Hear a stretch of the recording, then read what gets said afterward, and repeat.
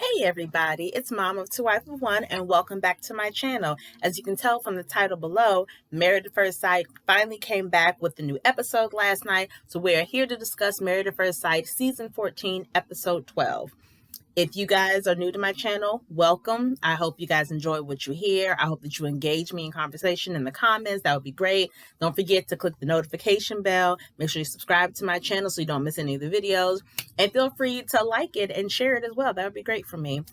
Before I get started, I want to say that I was bored last night. And honestly, after not having a new episode last week, I wasn't entirely missing a new episode. I was like, you know what, maybe I needed a break from all the drama and I needed a break from the people. So it was nice to kind of take that break. But if you guys saw my video last week, and if you haven't, I suggest you look at it. My video last week, I gave tips to the show, or my own tips on how I thought Married at First Sight could be a better show. So definitely go back and look at that video. Pause this video, look at the one I did last week, and then come back to this video. So this week, the couples are about 18 to 20 days away from decision day. So they're meeting with their family and friends to kind of update them on their marriage. And they have gotten over the 1 month hump. And now it's time to really ask those hard hitting questions to figure out if this is something they could see themselves doing for the rest of their lives. So the title of the episode was Settling In or Just Settling. So I want to start with Lindsay and Mark. I don't know what's wrong with them exactly. My mom brought up a good point last night. They keep saying their communication is off, which it is. But the question is it the fact that they can't communicate or the fact that they're not compatible? And I don't really know which it is, because I feel like on paper, and I feel like most of the couples on the show throughout the seasons, on paper, they seem to make sense. Lindsay is a giver. She is very caring. She is very loyal, very supportive. Mark is the type of person who gives his all to other people and kind of neglects himself. And in the end, ends up getting taken advantage of by some people. So Lindsay is able to care for him in a way that nobody has cared for him before. And I feel like for Lindsay, she wanted someone who was honest, who could kind of accept her as she is. And Mark on the surface is able to do that. But somehow their wires are getting crossed. And I don't think it's all Lindsay's fault. I feel like the deeper we're getting into the season, I'm beginning to understand her way of thinking. Not saying she's completely blameless, because obviously she's not, but I don't think she's the only one not doing what she needs to do. And they had another big blow up last night, but I didn't quite understand what was going on. And it seems like they are having the same arguments over and over and over again, where she feels like he doesn't appreciate her. She feels like he's inconsistent. She feels like he's wishy-washy, all of these things. His thing is, okay, that may be true, but the way you're communicating that to me doesn't sit well with me. It's disrespectful. It makes me not want to bring up anything to you, and it makes me not want to be eager to change things when you talk to me that way.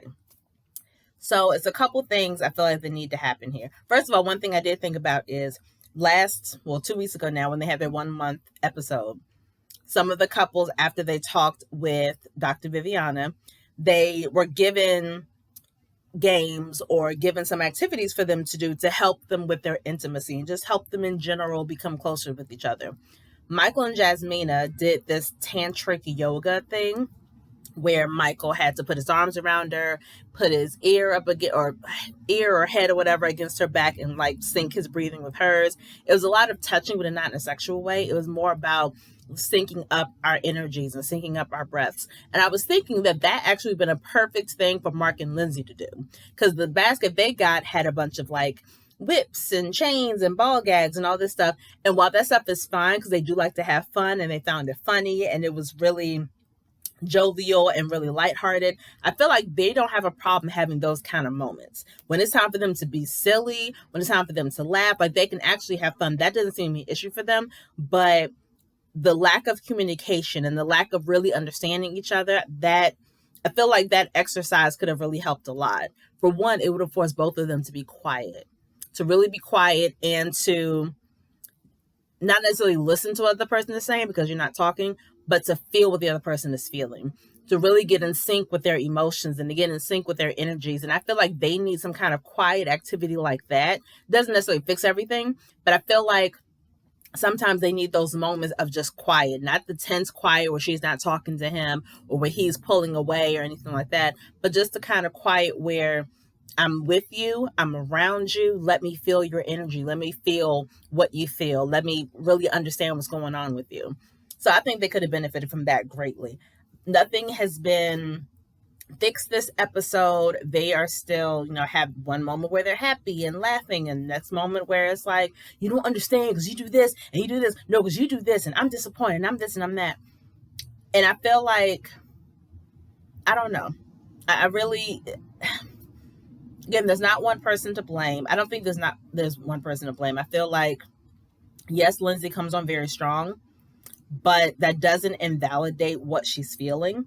If she is feeling neglected, if she's upset that he's not being consistent, that doesn't mean that she's lying, right? I feel like her feelings need to be validated, but obviously the way you communicate something to someone is way more important sometimes than what you're actually saying to that person. So if she is yelling at him, or if she is being condescending or overly aggressive, then obviously her message is getting lost when it comes to him. So I understand that from his perspective, but something needs to give. And I don't really know what it is, because it seems like they've talked to Pastor Cal, they've talked with Dr. Viviana. Nothing seems to really be changing. They just seem to have their constant ups and downs. And it's not as exhausting watching them as it is sad, because I feel like I'm watching two people who honestly care about each other, who honestly want this marriage to work, but neither one of them wants to budge in what they're doing and don't really know where to go from here. So it's sad. I don't really see them making it, because it's just, at some point you're going to be like, why are we still doing this? Why are we still trying? I feel like I've given all that I have to give, and I just can't give anymore. So, and which I understand.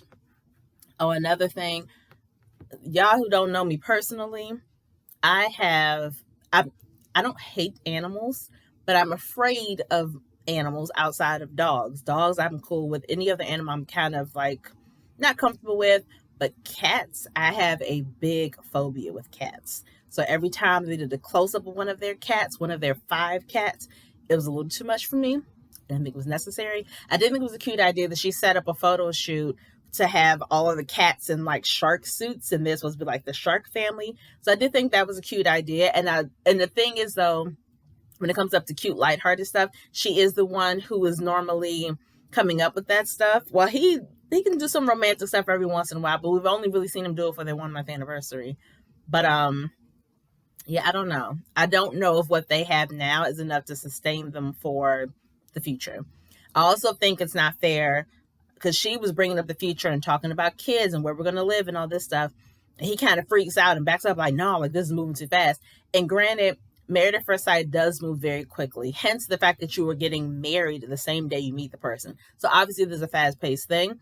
And I think it's one thing to know that in your heart, is another thing to really experience the whirlwind of not just marrying somebody, but learning this person, teaching that person how to learn and love you, learning about yourself and your own flaws and faults, going on a honeymoon with this stranger, living with this stranger, meeting their family, figuring out if you want to spend the rest of your life with this person. It is a lot. But I think it's completely fair that Lindsay was bringing up those things, because in her mind, hey, I'm married to you. I'm down for you. I got your back. This is a forever kind of thing. This is an experiment for me. I'm ready. Let's do this.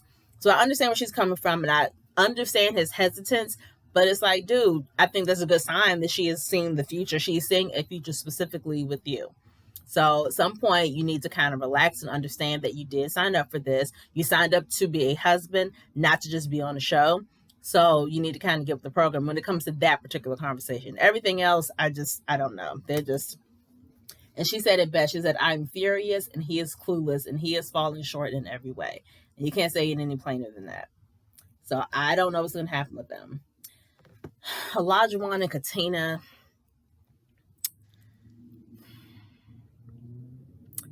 Olajuwon, I don't think is a bad person. I know that when someone shows you yourself or tells you the way you talk to people is disrespectful, or you shouldn't raise your voice when you're talking to your wife, if someone tells you these things, if you're used to doing those things, obviously it takes a while for you to get out of the habit. Because Olajuwon is 29 years old. So his behavior is something that he's had for a very long time. You don't just change on a dime. And I get that and I respect that. However, they have to base their decision on whether or not they're going to marry this person just based off the 8 weeks. Now, they didn't get married specifically just to be married for 8 weeks, but in that time, you're supposed to see enough to convince you to either continue to stay married or to end the marriage. So in a month and a half's time, this man has yelled at you. He has questioned your womanhood. He has questioned your commitment to the marriage. And he has a very strong personality that can be very overbearing. And again, I believe that people can change. And I know that it takes time to change. Like, I get that part. But again, she can only go based off of what she has seen so far. And I mean, it takes a while to get rid of that kind of behavior. And the way he talks to her is just, I had a relationship once. Now a person yells at me because that's a hard pass for me. I really I don't like anybody raising their voice at me like I'm their child. I really don't like that. So I'm very upfront about that with any guy that I've been with. Like, no, we don't do that. So this guy didn't raise his voice at me, but he did say things that were, what is the term? Gaslighting. He would say things that were kind of gaslighting. And it's like, and at that time, I didn't know that term. That term, I had never heard of it before, ever. But I can't stand when someone questions me, not questions me in general, but questions my intentions, questions my love for them. Like, especially if I've made a plan. Like, one thing he said that bothered me, he was speaking to Michael, and hold up, I wrote it down because I was kind of surprised that Katina went to Mike and Jasmina's apartment and talked to them about the whole blow up she had with Olajuwon. I think I was more surprised that Michael stayed for the conversation. I just assumed it would be her and Jasmina having a conversation about it. So I thought that was kind of interesting. But one thing he said when Michael went to visit Olajuwon after that conversation with Katina, he said something to her like, when somebody shows you who they are, you got to believe them. Oh yeah, he was like, I got to go with what I see. So Olajuwon at that moment was still in his feelings and basically like, there's nothing she can say. I know what I saw. I can only go based off what I seen, blah, blah, blah. But my question is, what else have you seen up to this point? Okay, she had an app on her phone that she said she forgot about. Has she done anything outside of you seeing that app? Has she done anything in all this time to make you question her commitment to the marriage, to make you question if she cares about you, to make you question if she wants to continue to be a wife? She is cooking as much as you want her to cook, or trying to at least. She is trying to arrange date nights that she knows make you comfortable. She is trying to do things to ensure that you are good as her husband, standing up for you, speaking out for you, all of that stuff. So it's funny how he focuses on that one thing and completely dismisses all of the stuff that he's seen up to this point. So I thought that was just and again, I'm sure he was still in his feelings. So it's like, okay, I kind of get it. But one thing I also noted is that she had the conversation with him a few weeks ago about how she doesn't really cry that much. And when she does, she doesn't cry in front of people because she had an ex who kind of used her tears against her, kind of weaponized her pain, so to speak. So she doesn't really cry in front of people. We have seen this woman cry about 3 or 4 times on this show because of him. And I remember a saying, I don't know how much I believe the saying, but I remember hearing once that something about, the wrong men will make you cry, but the right man will never make you cry. Something weird like that. And I don't think that's completely true. I think that a man can love you and still make you cry inadvertently. But I don't believe that all the time she's cried, it wasn't because he accidentally said something to set her off.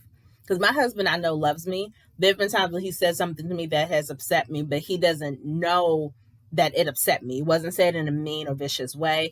But sometimes I interpret things differently than his intention. And, after I have my moment, I come back to him and I talk to him like, babe, just to let you know, I know you love me, so I know this wasn't your intention at all. But the way I heard it was like this. And in understanding that, he's like, I definitely didn't mean it that way. And then the next time we have a conversation about the same topic, he phrases it completely different because he understood, okay, my wife heard this. That's not what I want her to hear. So let me kind of switch up my stuff a little bit. But I feel like Elijah One doesn't care about that. I feel like he's purposely saying things to hurt her. And the fact that she doesn't normally cry in public, but we've seen her cry 3 times already on this show, I feel like it's dangerous that he has that much power over her. So, they apologize to each other, but I don't think they're really good. They still have it in the back of their mind that, she still had that app, and is he going to blow up on me again without me being able to communicate, whatever. And he called himself a passionate speaker, but you can be passionate and still be respectful. Passionate means that, yes, you really believe in what you're saying. That's fine.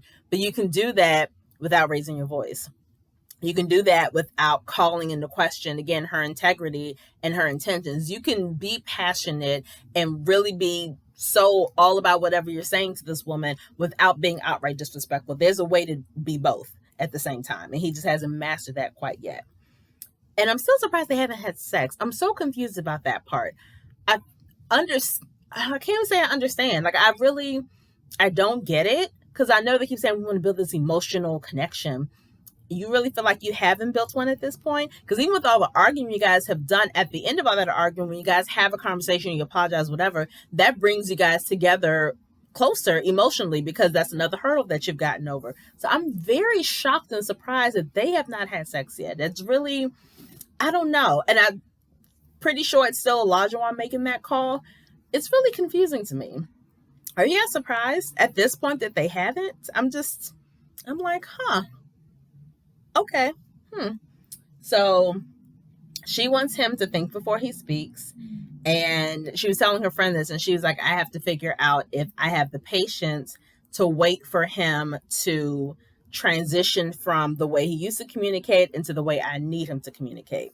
And that's a really interesting question that she has to ask herself, because at this point, she doesn't know how long that process is going to take for him.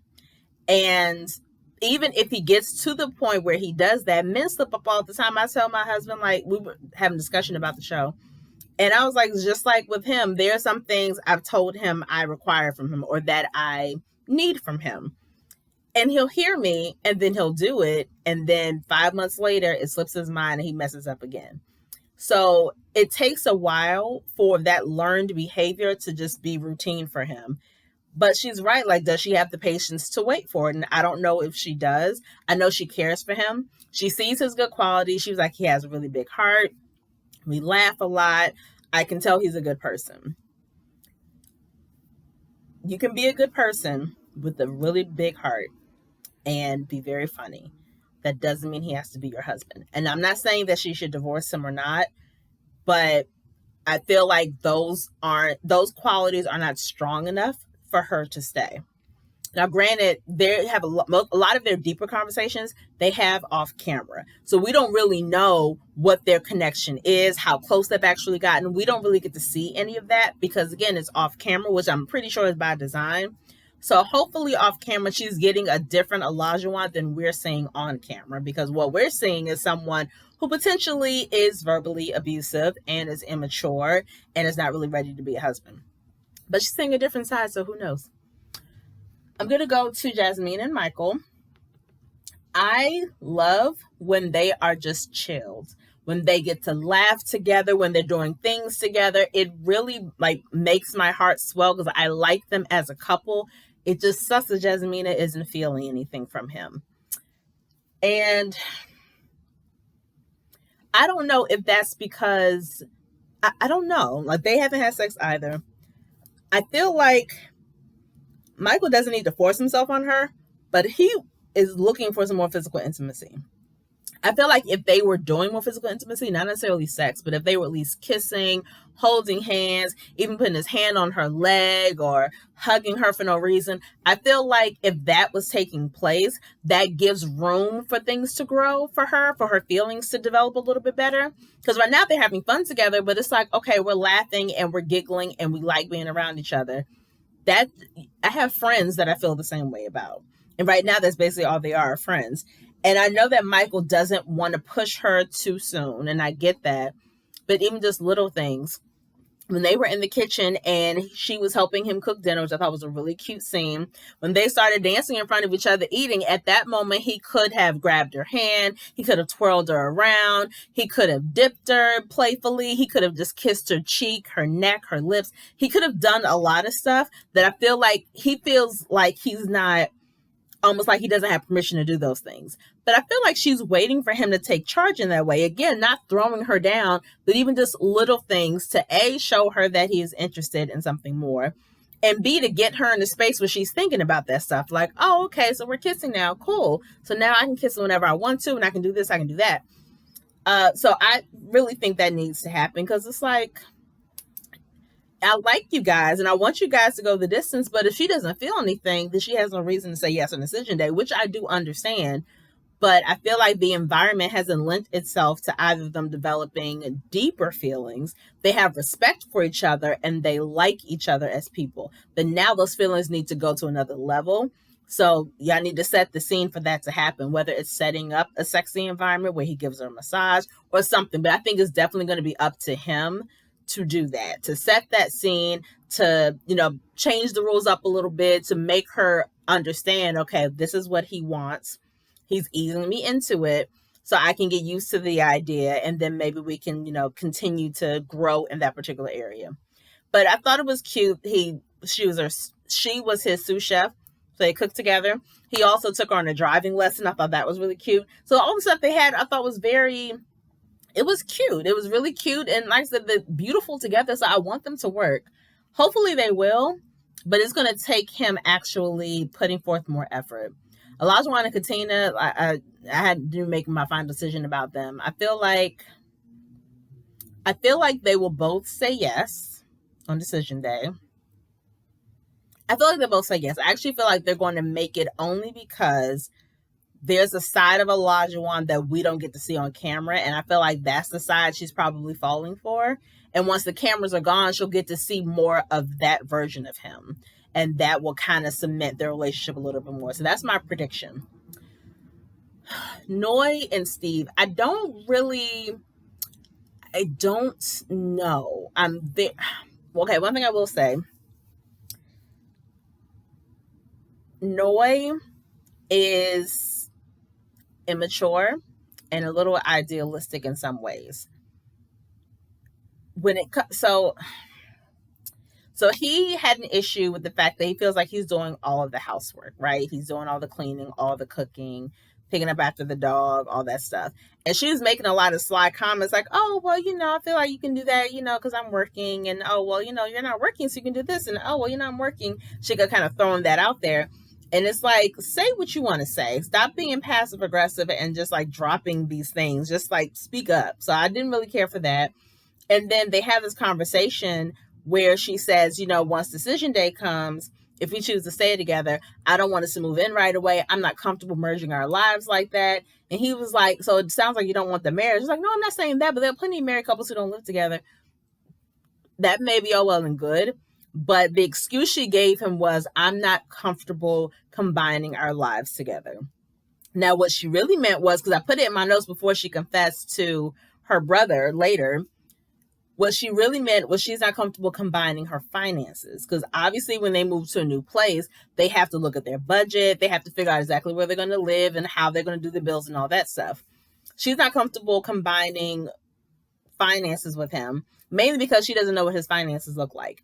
But then why didn't you say that to him? That's my biggest issue with Noi, is that she'll say one thing to him and then in a confession say something completely different, or she'll wait till an expert comes and like really speak her mind. But if this is your husband and you want this to work, you need to say these things out loud to him, because now all he's thinking is you don't want to be married to me because you're not trying to live with me. That was a very flimsy excuse that she came up with. Just tell this man that I'm not comfortable sharing finances with you because I don't know what that's going to look like for our future.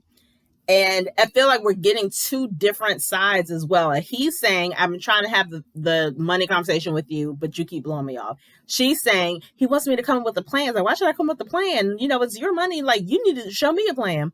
I don't know who's really telling the truth. What I do know is that if they're going to talk about their future, first of all, she needs to own up and say, hey, I'm not comfortable sharing finances with you. Boom, start that conversation. And then from that point, he can show you the balance for his savings account. You guys can look at how much you have coming in and going out when it comes to your individual bills. And then you can figure out, okay, once decision day comes, if we are going to live together, let's figure out how we split these bills up, right? Let's figure out what kind of rent we can afford and blah, blah, blah, blah, blah. And then at that point, I know you have savings, but they're not going to last forever. So I really need you to decide to, at the very least, get a part-time job. That way you still have time to do your photography, do all the creative stuff you want to do, but it would make it feel a lot better if you at least had a part-time job. And if you at least committed to having a part-time job within the next 3 months or something. But that conversation needs to happen, but it requires both of them to come to the table, to be honest, and to be willing to compromise. And at this point, they're just kind of dancing myself. I feel like Steve is very direct. He's not mean about it. He's not necessarily assertive or aggressive in that way, but he is very honest and like, hey, this is what I want to do. I feel like you're not doing this, so I don't really know. I like the way he talks to her because he is like, not the big brother, and he doesn't talk down to her like she's a child like Eric did to Virginia a few seasons ago. But he's very much like, hey, this is what I need. I hear you when you say what you need, so I'm going to do my best to provide those things for you. But I also, in addition, need you to do these things. He's very, very honest with his communication. I think he's very good at expressing himself. She, on the other hand, is not being all the way truthful with him. And that, is making him have different thoughts in his head and really misinterpreting the things that she means. And that's not his fault. So that's why I say I think she's just a little immature and she's just, I don't know. I don't dislike Noi, but I feel like these conversations should have happened a while ago, like a long time ago. And I'm so confused as to why they haven't. It doesn't make sense, really. If they have that conversation, I think they will be fine for decision day and be fine in their marriage because they actually get along really well. Or I think they're suitably matched. I think they're cute together. They don't seem to have any other issues but that thing. So if they have that conversation and if he works part-time and then they can rediscuss how we're going to do the housework. Because the thing is, I understand where she's coming from. Like, of course, you're doing the housework and you're cooking and cleaning because I'm working all day. So it makes sense that you would do that stuff. But if he gets a part-time job, then hopefully they'll revisit that conversation and be like, okay, well, now I'm working some hours. It may not be full-time, but since I'm working some hours, I'm going to need help around the house. And if she's like, cool, we can like figure stuff out, then that'll be all well and good. But they need to have that conversation like freaking ASAP. So I think they'll be okay. I think Elijah and Katina, I'm pretty sure they're going to say yes. Michael and Jasmine, I want them to work, but he needs to kind of step up to the plate. Lindsay and Mark, I'm just not seeing it. I don't think it's worth it at this point. They're both just going to end up miserable and just sad. And I just don't really see it going the way they want it to go. So that's my prediction for the show. I'm so looking forward to next week. Again, I felt like this week was a little bit boring. I feel like we're dealing with the same issues over and over and over again from all the couples. But next week, Dr. Pepper comes to town. And all of the experts are great and amazing in the way they communicate and the advice that they give. Dr. Pepper is kind of the one where, I feel like they have her round out all of the experts and she comes in at the end because she is the one that has no cut cards. She's like, I've been watching y'all all season. You're selfish. You are stubborn. You need to get your head out the clouds. You need to speak up more. Like, she's very direct in a loving way, but she's extremely direct, extremely forthright, and she does not hold her tongue. So I'm so looking forward to her speaking to the couples. It's going to be amazing. It'll definitely be more entertaining than last night was. So I hope you guys enjoyed the video.